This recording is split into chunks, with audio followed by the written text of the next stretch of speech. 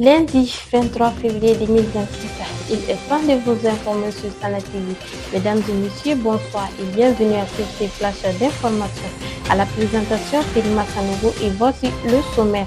Assainissement, la grande mosquée de Bamako reçoit un don de matériel du gouvernement. Yanfouille, la région de Bougouni, une cinquantaine de terroristes abattus par les FAMA.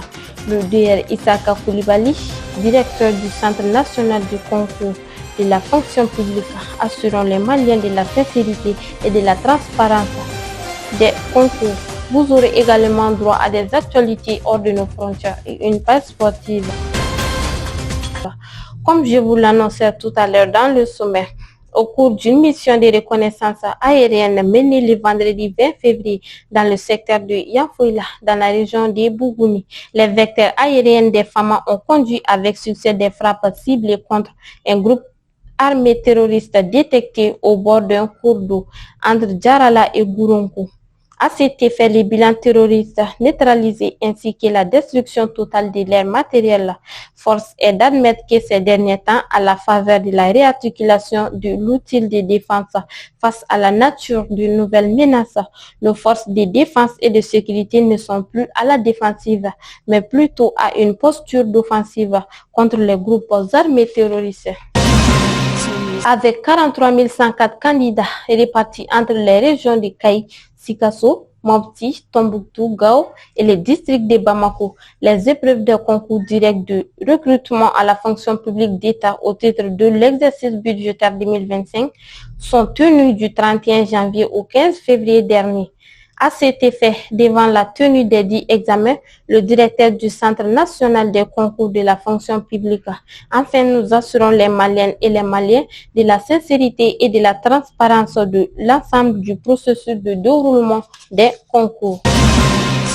Dans le sillage du lancement de la 3e édition de l'opération Sunkalo Solidarité par le Premier ministre, la ministre de l'Environnement, de l'Assainissement et du Développement durable, Mme Doumbia Mariam Tangara, s'est rendue à la Grande Mosquée de Bamako ce samedi 21 février 2026.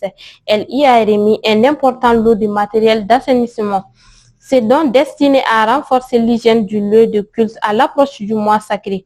Est composé de brouettes, de poubelles, de pelles, de râteaux et de gants de protection. Place à l'actualité hors de nos frontières. Libye, le Ramadan marqué par la crise.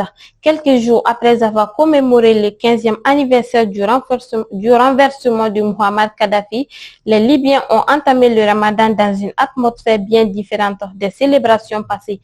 La flambée des prix de dévaluation du dinar et les divisions politiques continuent de peser lourdement sur la population. Les pénuries de certains produits, notamment de carburant, compliquent davantage la vie des habitants, malgré les vastes réserves pétrolières et gazières du pays. Conflit au Soudan, Museveni reçoit Hemeti et relance la médiation africaine. Le président ougandais Yoweri Museveni a accueilli vendredi 20 février 2026 à Entebbe Mohamed Hamdan Dagalo dit Hemeti, le chef des forces de soutien rapide soudanaises. Cette rencontre marque la première apparition internationale publique d'Hemeti depuis juin 2025. Selon Museveni, seul le dialogue est une solution politique négociée peuvent assurer une stabilité durable au Soudan et dans le pays. Place à la page sportive. FEMAFOOT, le renouvellement du bureau fédéral de la Fédération malienne a lancé.